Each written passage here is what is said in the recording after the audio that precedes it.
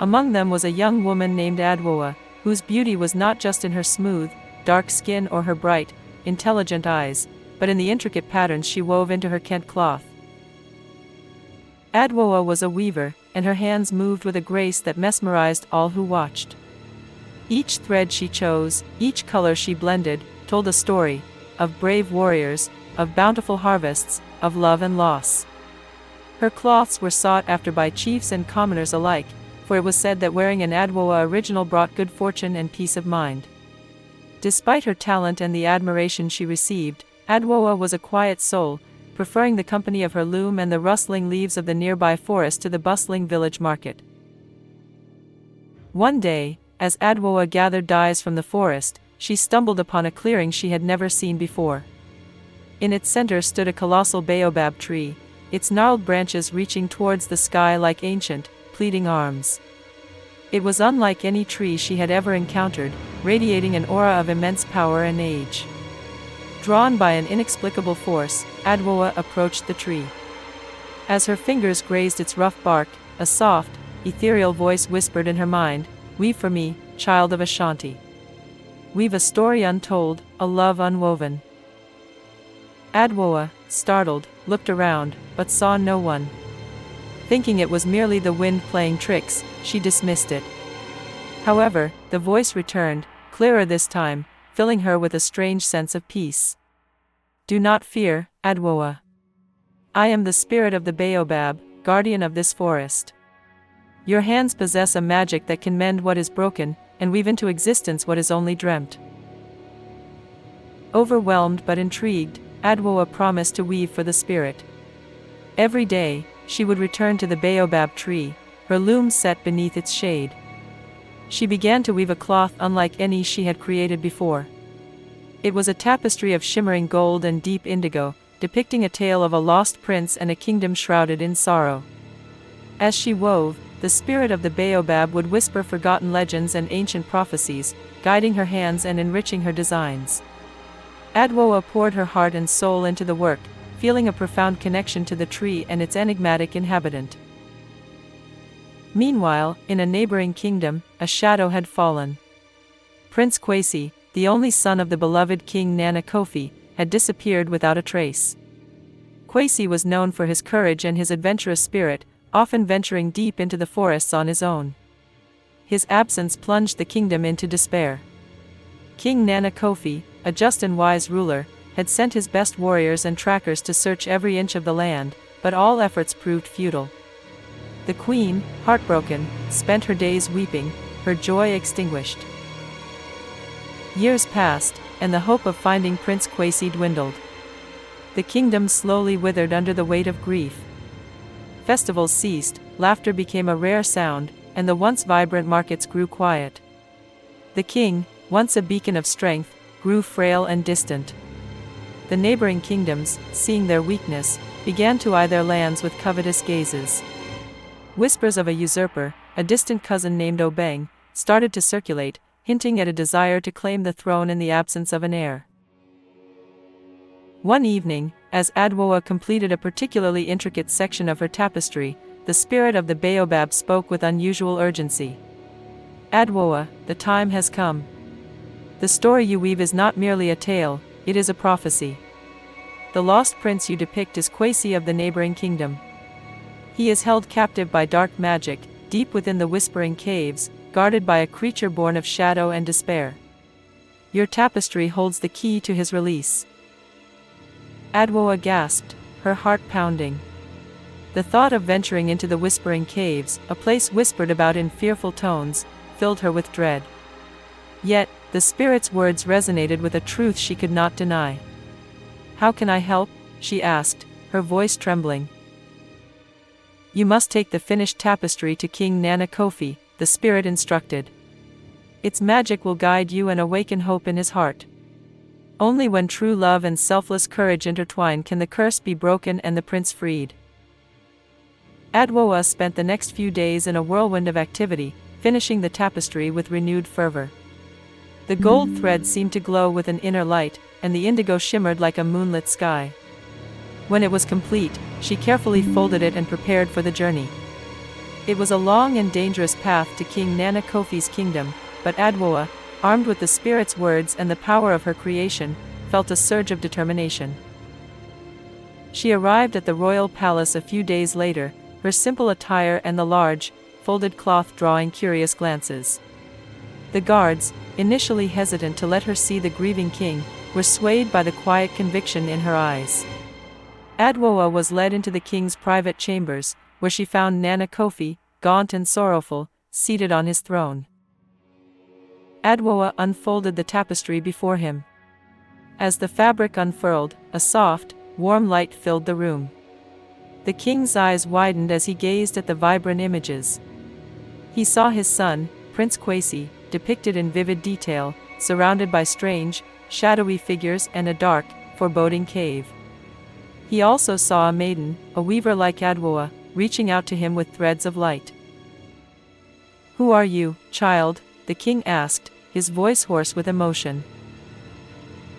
Adwoa, finding her voice, explained about the spirit of the Baobab and the prophecy. She spoke of the dark magic, the whispering caves, and the need for true love and courage. The king listened intently, a flicker of hope igniting in his weary eyes. He had consulted countless diviners and healers, but none had offered such a clear path. "If this is true," the king said, his voice gaining strength, "then we must act. My warriors will prepare at once." "No, my king," Adwoa interjected gently. "The spirit said only true love can break this spell. The magic of this tapestry is intertwined with my own, and it is my weaving that is needed. I must go." The king was reluctant to send a young woman into such danger, but he saw the unwavering resolve in Adwoa's eyes. He provided her with a small escort of his most trusted guards, who were instructed to protect her at all costs.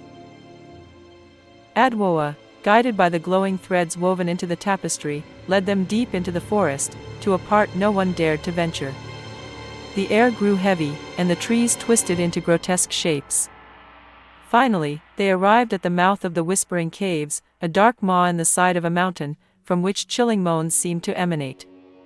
The guards, their faces pale with fear, hesitated. "Stay here," Adwoa instructed them, her voice calm despite her pounding heart. "This is a path I must walk alone." Clutching her tapestry, Adwoa stepped into the darkness. The cave was cold and damp, and the whispers grew louder, swirling around her like unseen spirits. She pressed on, the light from her tapestry illuminating her path. Deeper and deeper she went, until she reached a vast cavern. In its center, suspended by invisible bonds, was Prince Kwesi. He looked frail and pale, his eyes glazed over, as if in a trance. Guarding him was a grotesque creature, a swirling mass of shadow and despair, its eyes glowing with malevolent intent. The creature snarled, its voice a grating whisper that echoed through the cavern. "Another fool comes to claim what is mine." Adwoa, though terrified, stood her ground. "You hold what is not yours," she declared, her voice ringing with unexpected courage. "This prince belongs to his people, and to a love that will shatter your darkness." As she spoke, Adwoa unfurled her tapestry. The light it emitted intensified, pushing back the shadows. The images of Kwesi and his kingdom, of love and hope, seemed to come alive, radiating warmth and strength. The creature recoiled, hissing, its power momentarily weakened. Adwoa began to sing, a melody inspired by the spirit of the Baobab, a song of unwavering love and unyielding hope. Her voice, sweet and clear, resonated through the cavern, weaving a new magic, a counterspell to the darkness. As she sang, she reached out to Kwesi, her touch as gentle as a weaver's thread. The shadowy creature screamed in agony as the light and music assailed it. It lunged at Adwoa, but the tapestry pulsed with protective energy, pushing it back. Adwoa, unwavering, continued to sing, her voice growing stronger, her heart filled with a love she didn't know she possessed. As her song reached its crescendo, the bonds holding Kwesi shattered. He fell to the ground, and the shadowy creature let out a final, piercing shriek before dissolving into nothingness. Adwoa rushed to Kwesi, cradling his head in her lap. His eyes slowly fluttered open, and he gazed at her with confusion, then with dawning recognition. He looked into her eyes, seeing not just a beautiful woman, but the soul that had broken his curse.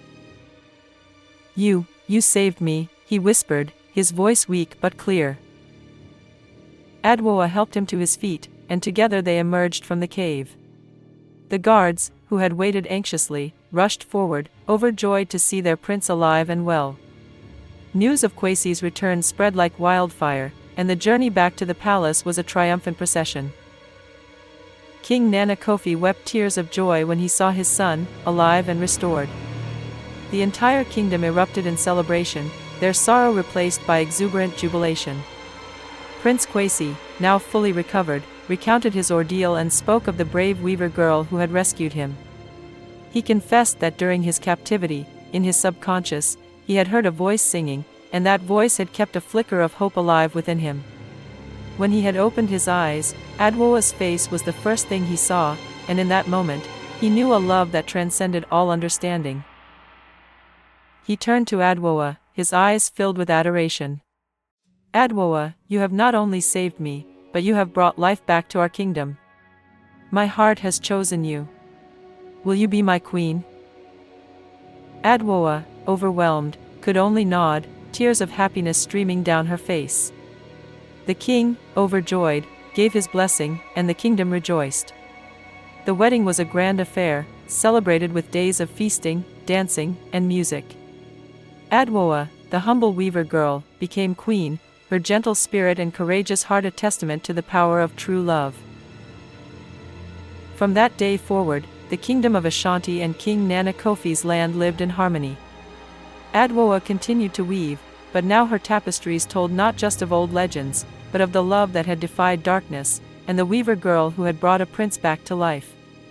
The spirit of the Baobab, its purpose fulfilled, continued to stand tall, a silent guardian of the forest, its ancient wisdom forever woven into the vibrant tapestry of the land.